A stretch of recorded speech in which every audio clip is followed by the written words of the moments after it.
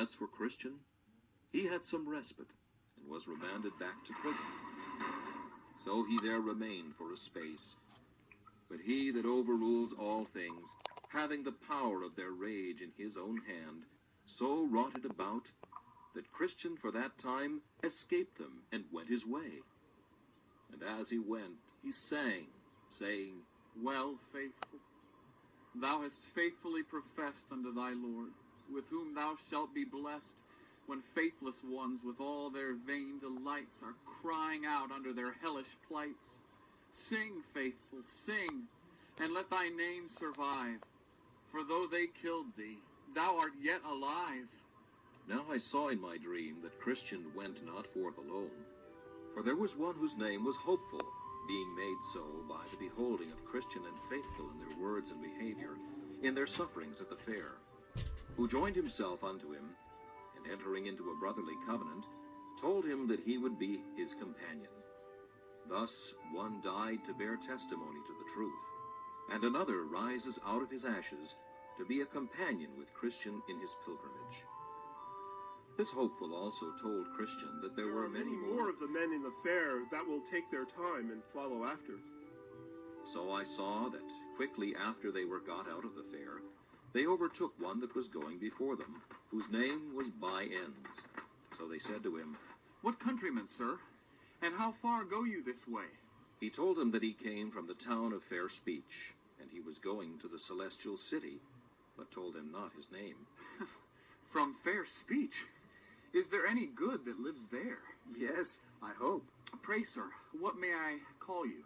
I am a stranger to you, and you to me. If you be going this way, I shall be glad of your company. If not, I must be content. This town of Fair Speech I have heard of, and as I remember, they say it is a wealthy place. Yes, and I will assure you that it is. And I have very many rich kindred there. Pray, who are your kindred there, if a man may be so bold? Almost the whole town. And in particular, my Lord Turnabout, my Lord Timeserver, my Lord Fair Speech, from whose ancestors that town first took its name, and also Mr. Smoothman, Mr. Facing Both Ways, Mr. Anything, and the parson of our parish, Mr. Two Tongues, was my mother's own brother by father's side. And I tell you the truth, I am become a gentleman of good quality. Yet my great-grandfather was but a waterman, looking one way and rowing another. And I got most of my estate by the same occupation. Are you a married man? Yes, and my wife is a very virtuous woman, the daughter of a virtuous woman. She was my Lady Faining's daughter. Therefore she came of a very honorable family, and has arrived to such a pitch of breeding that she knows how to carry it to all, even to prince and peasant. It is true, we somewhat differ in religion from those of the stricter sort, yet in two small points. First, we never strive against wind and tide. Secondly, we are always most zealous when religion goes in his silver slippers. We love much to walk with him in the street, if the sun shines, and the people applaud him. Then Christian stepped a little aside to his fellow Hopeful, saying, It runs in my mind that this is one By-Ends of Fair Speech, and if it be he, we have as very a knave in our company as dwelleth in all these parts. Ask him. Methinks he should not be ashamed of his name. So Christian came up with him again and said, Sir, you talk as if you knew something more than all the world doth. And if I take not my mark amiss, I deem I have half a guess of you. Is not your name Mr. By-Ends of Fair Speech? This is not my name, but indeed it is a nickname that is given me by some that cannot abide me. I must be content to bear it as a reproach, as other good men have borne theirs before me. But did you never give an occasion to men to call you by this name? Never. Never. The worst that ever I did to give them an occasion to give me this name was that I had always the luck to jump in my judgment with the present way of the times, whatever it was, and my chance was to get thereby. But if things are thus cast upon me, let me count them a blessing. But let not the malicious load me therefore with reproach. I thought, indeed, that you were the man that I heard of. And to tell you what I think, I fear this name belongs to you more properly than you are willing we should think it doth. Well, if you will thus imagine, I cannot help it. You shall find me a fair company keeper, if you will still admit me your associate. If you will go with us, you must go against wind and tide, the which I perceive is against your opinion.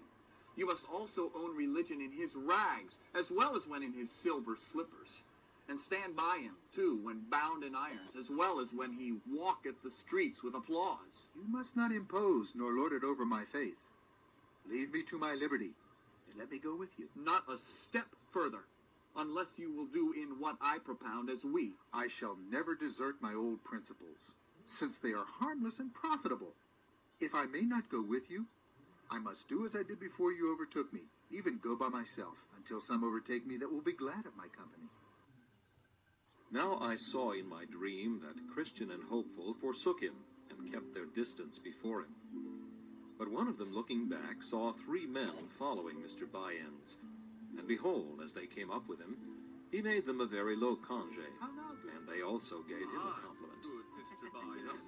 The men's names were Mr. Hold the World, Mr. Moneylove, and Mr. Save All, men that Mr. By-ends had formerly been acquainted with, for in their minority they were schoolfellows, and were taught by one Mr. Gripeman, a schoolmaster in Lovegame, which is a market town in the county of Coveting in the north. This schoolmaster taught them the art of getting, either by violence, cozenage, flattering, lying, or by putting on the guise of religion. And these 4 gentlemen had attained much of the art of their master, so that they could each of them have kept such a school themselves. Well, when they had, as I said, thus saluted each other, Mr. Moneylove said to Mr. By-ends, Who are they upon the road before us? They are a couple of far countrymen that, after their mode, are going on pilgrimage. Alas, why did they not stay, that we might have had their good company? For they, and we, and you, sir, I hope, are all going on pilgrimage. We are so indeed. Ah, good. But the men before us are so rigid, and love so much their own notions, and do also so lightly esteem the opinions of others, that let a man be never so godly, yet if he jumps not with them in all things, they thrust him quite out of their company. That is bad. Yes. But we read of some that are righteous over much. Oh. And such men's rigidness prevails with them to judge and condemn all but themselves. But, I pray, what and how many were the things wherein you differed? Why, they, after their headstrong manner, concluded his duty to rush on their journey all weathers. And I am for wading, for wind and tide. Right? They are for hazarding all for God at a clap. And I am for taking all advantages to secure my life and estate. Well said. They are for holding their notions, though all other men are against them. But I am for religion in what, and so far as the times and my safety, will bear it. Yeah. They are for religion when in rags and contempt. But I am for him when he walks in his golden slippers, in the sunshine, and with applause. Aye, and hold you there still, good Mr. By-ends. For my part, I can count him but a fool, that having the liberty to keep what he has, shall be so unwise as to lose it. Let us be wise as serpents. It is best to make hay when the sun shines. You see how the bee lieth still all winter, and bestows her only when she can have profit with pleasure. God sends sometimes rain and sometimes sunshine. If they be such fools to go through the first, yet let us be content to take fair weather along with us. Yes. For my part, I like that religion best that will stand with the security of God's good blessings unto us. For who can imagine that is ruled by his reason, since God has bestowed upon us the good things of this life, but that he would have us keep them for his sake. Abraham and Solomon grew rich in religion. And Job says that a good man shall lay up gold as dust. But he must not be such as the men before us, if they be as you have described them. Yes. I think that we are all agreed in this matter, and therefore there needs no more words about it. No, there needs be no more words about this matter. Indeed, For he that believes neither scripture nor reason, and you see we have both on our side, Oh, yes. neither knows his own liberty, nor seeks his own safety. My brethren, we are, as you see, going all on pilgrimage. And for our better diversion from things that are bad, give me leave to propound unto you this question. Very good, very good. Suppose a man, a minister, or a tradesman, etc., should have an advantage lie before him to get the good blessings of this life, yet so as that he can by no means come by them, except, in appearance at least, he becomes extraordinarily zealous in some points of religion that he meddled not with before. Ah, May he not use these means to attain his end, and yet be a right honest man? I see the bottom of your question. And with these gentlemen's good leave, I will endeavor to shape you an answer. And first, to speak to your question as it concerns a minister himself. Suppose a minister, a worthy man, possessed but of a very small benefice, and has in his eye a greater, more fat and plump by far. He has also now an opportunity of getting of it, yet so as by being more studious, by preaching more frequently and zealously, and because the temper of the people requires it, by altering of some of his principles. For my part, I see no reason but a man may do this, provided he has a call, aye, and more a great deal besides, and yet be an honest man. For why? 1. His desire of a greater benefice is lawful. This cannot be contradicted, since it is set before him by providence. So then he may get it, if he can, making no question for conscience' sake. 2. Besides, his desire after that benefice makes him more studious, a more zealous preacher, and so makes him a better man. Yea, makes him better improve his parts, which is according to the mind of God. 3. Now, as for his complying with the temper of his people, by dissenting to serve them some of his principles, this argueth that he is of a self-denying temper, of a sweet and winning deportment, and so more fit for the ministerial function. 4. I conclude, then, that a minister that changes a small for a great should not, for so doing, be judged as covetous, but rather, since he has improved in his parts and industry thereby, be counted as one that pursues his call, and the opportunity put into his hands to do good. And now, to the second part of the question, which concerns the tradesmen you mentioned. Suppose such a one to have but a poor employ in the world, but by becoming religious, he may mend his market, perhaps get a rich wife, or more and far better customers to his shop.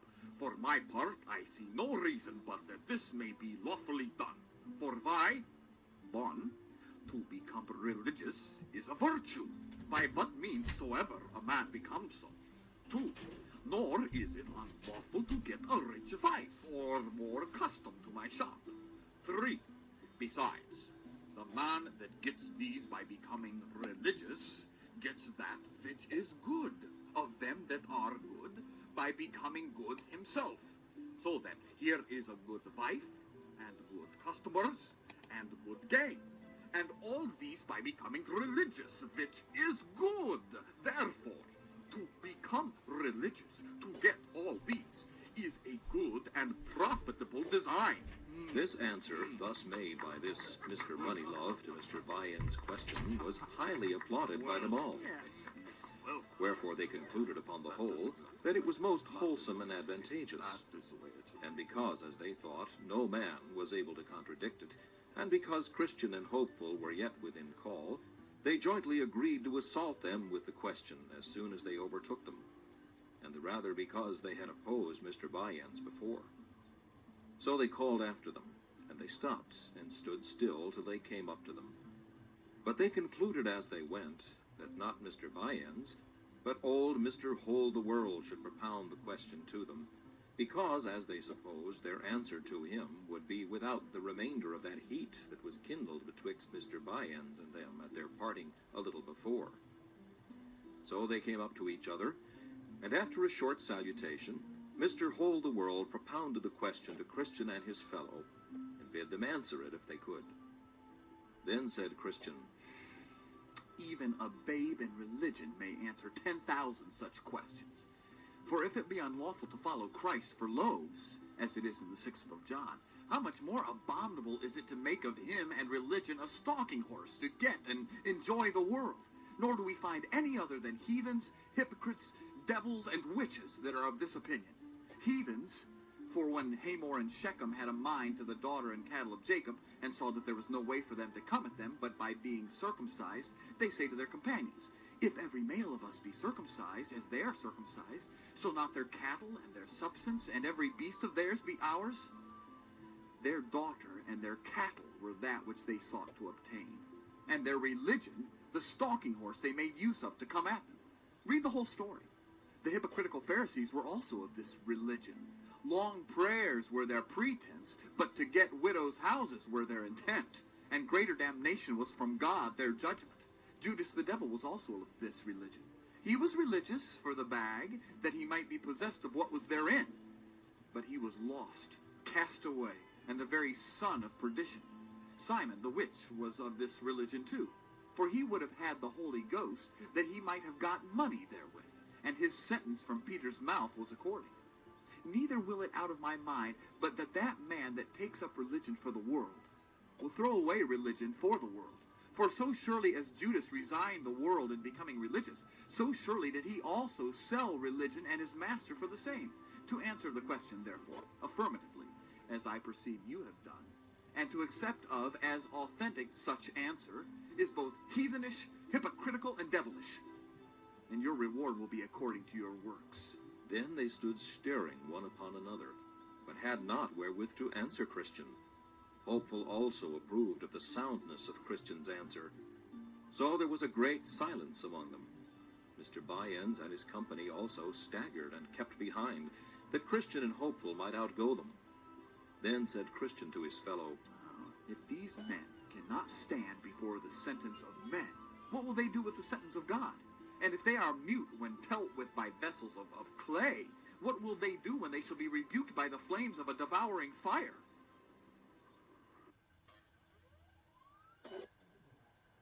Then Christian and Hopeful outwent them again, and went till they came to a delicate plain called Ease, where they went with much content.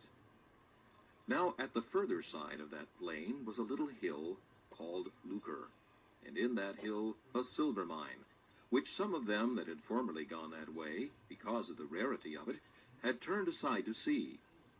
But going too near the brink of the pit, the ground being deceitful under them broke, and they were slain. Some also had been maimed there, and could not to their dying day be their own men again. Then I saw in my dream that a little off the road, over against the silver mine, stood Demas, gentlemanlike, to call to passengers to come and see, who said to Christian and his fellow, Ho! Turn aside hither, and I will show you a thing. What thing so deserving as to turn us out of the way to see it? Here is a little silver mine, and some digging in it for treasure. If you will come, with a little pains you may richly provide for yourselves. Then said Hopeful, Let us go see. Not I. I have heard of this place before now, and how many have there been slain. And besides that, treasure is a snare to those that seek it, for it hindereth them in their pilgrimage. Then Christian called to Demas, saying, Is not the place dangerous?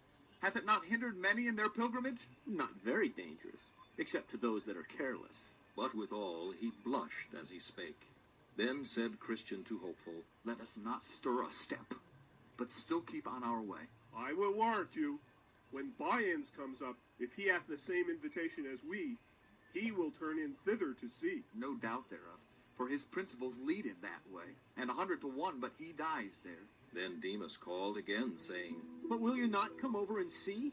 Demas, thou art an enemy to the right ways of the Lord of this way, and hast already been condemned for thine own turning aside by one of his majesty's judges.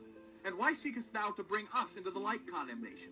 Besides, if we had all turned aside, our Lord and King will certainly hear thereof, and will there put us to shame, where we would stand with boldness before him. Demas cried again that he also was one of their fraternity, and that if they could tarry a little, he also himself should walk with them. Then said Christian, What is thy name? Is it not the same by the which I have called thee? Yes, my name is Demas. I am the son of Abraham. I know you. Gehazi was your great-grandfather, and Judas your father, and you have trod in their steps. It is but a devilish prank that thou usest. Thy father was hanged for a traitor, and thou deservest no better reward. Assure thyself that when we come to the king, we will do him word of this thy behavior. Thus they went their way. By this time, Baez and his companions were come again within sight, and they, at the first beck, went over to Demas. Ho! Turn aside hither, and I will show you a thing. Now whether they fell into the pit by looking over the brink thereof, or whether they went down to dig, or whether they were smothered in the bottom by the damps that commonly arise, of these things I am not certain. But this I observed, that they were never seen again in the way. Then sang Christian, Baez and Silver Demas both agree. One calls, the other runs, that he may be a sharer in his lucre. So these do take up in this world, and no further go. Now I saw that just on the other side of this plain, the pilgrims came to a place where stood an old monument hard by the highway side, at the sight of which they were both concerned because of the strangeness of the form thereof. For it seemed to them as if it had been a woman transformed into the shape of a pillar. Here, therefore, they stood looking and looking upon it, but could not for a time tell what they should make thereof. At last Hopeful espied written above the head thereof a writing in an unusual hand. But he, being no scholar, called to Christian, for he was learned, to see if he could pick out the meaning. So he came, and after a little laying of letters together, he found the same to be this: Remember Lot's wife. So he read it to his fellow, after which they both concluded that that was the pillar of salt into which Lot's wife was turned, for her looking back with a covetous heart when she was going from Sodom for safety. Which sudden and amazing sight gave them occasion of this discourse. Ah, my brother, this is a seasonable sight. It came opportunely to us after the invitation which Demas gave us to come over to view the hill Lucre. And had we gone over, as he desired us, and as thou wast inclining to do, my brother, we had, for aught I know, been made ourselves like this woman, a spectacle for those that shall come after to behold. I am sorry that I was so foolish, and am made to wonder that I am not now as Lot's wife. For wherein was the difference betwixt her sin and mine? She only looked back, and I had a desire to go see. Let grace be adored, and let me be ashamed that ever such a thing should be in mine heart. Let us take notice of what we see here, for our help for time to come. This woman escaped one judgment, for she fell not by the destruction of Sodom, yet she was destroyed by another. As we see, she is turned into a pillar of salt. True, and she may be to us both caution and example.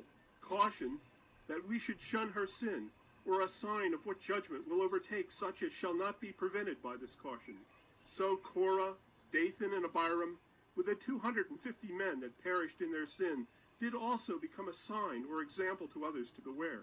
But above all, I muse at one thing, to wit, how Demas and his fellows can stand so confidently yonder to look for that treasure, which this woman, but for looking behind her after, for we read not that she stepped 1 foot out of the way, was turned into a pillar of salt, especially since the judgment which overtook her did make her an example within sight of where they are, for they cannot choose but see her, did they but lift up their eyes.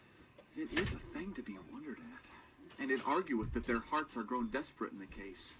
And I cannot tell who to compare them to so fitly as to them that pick pockets in the presence of the judge, or that will cut purses under the gallows. It is said of the men of Sodom that they were sinners exceedingly, because they were sinners before the Lord, that is, in his eyesight, and notwithstanding the kindnesses that he had showed them. For the land of Sodom was now like the Garden of Eden heretofore. This therefore provoked him the more to jealousy, and made their plague as hot as the fire of the Lord out of heaven could make it.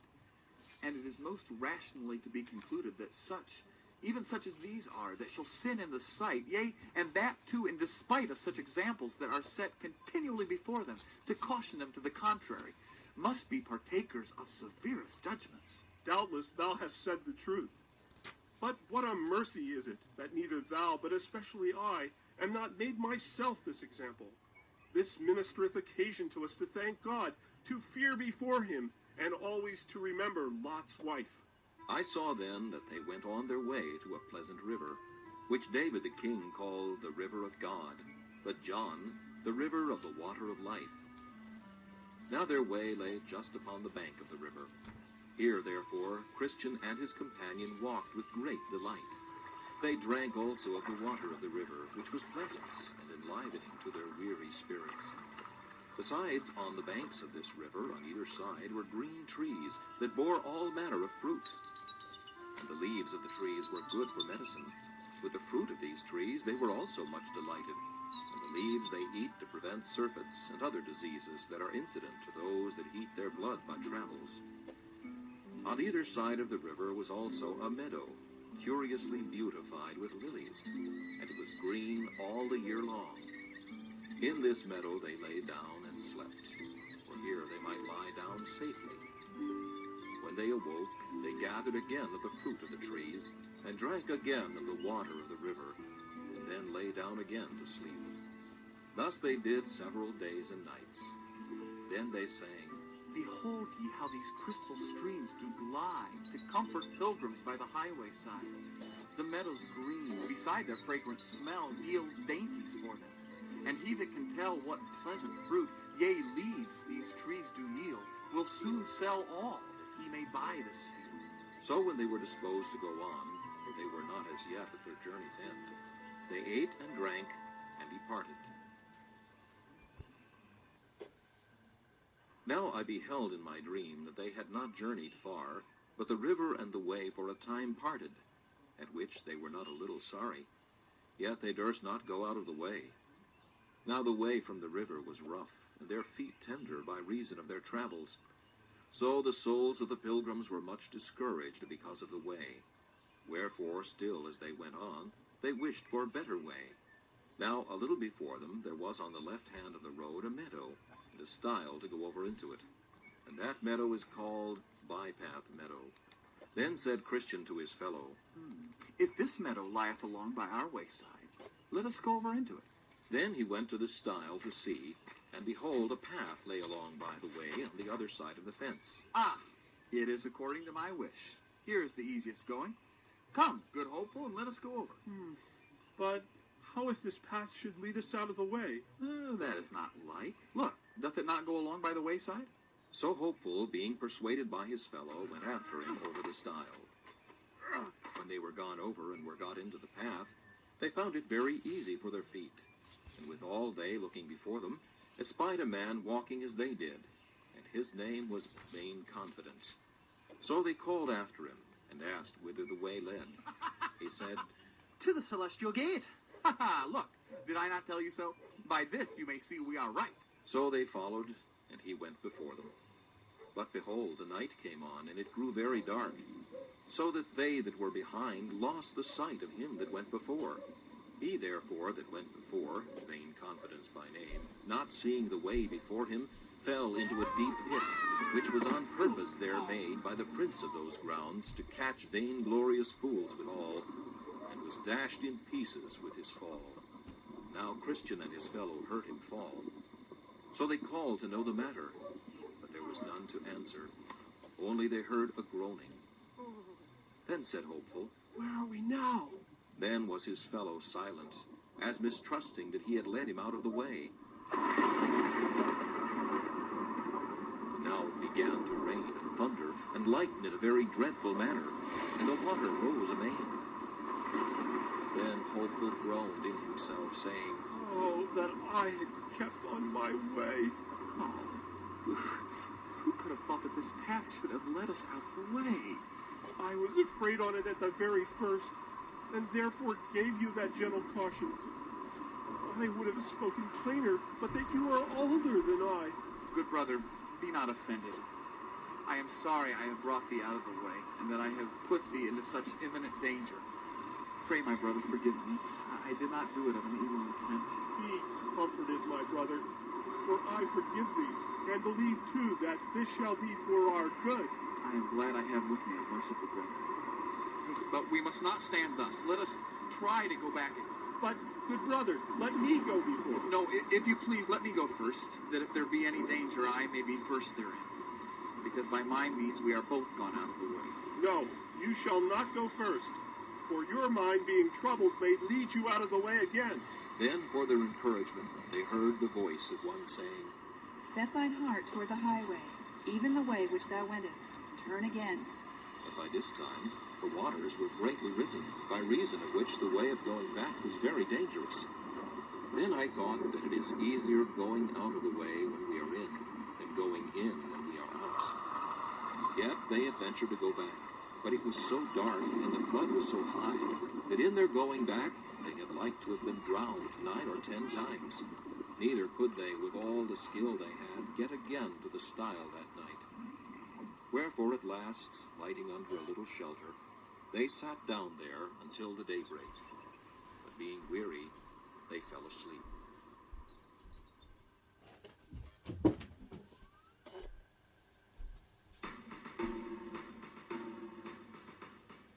Now there was, not far from the place where they lay, a castle.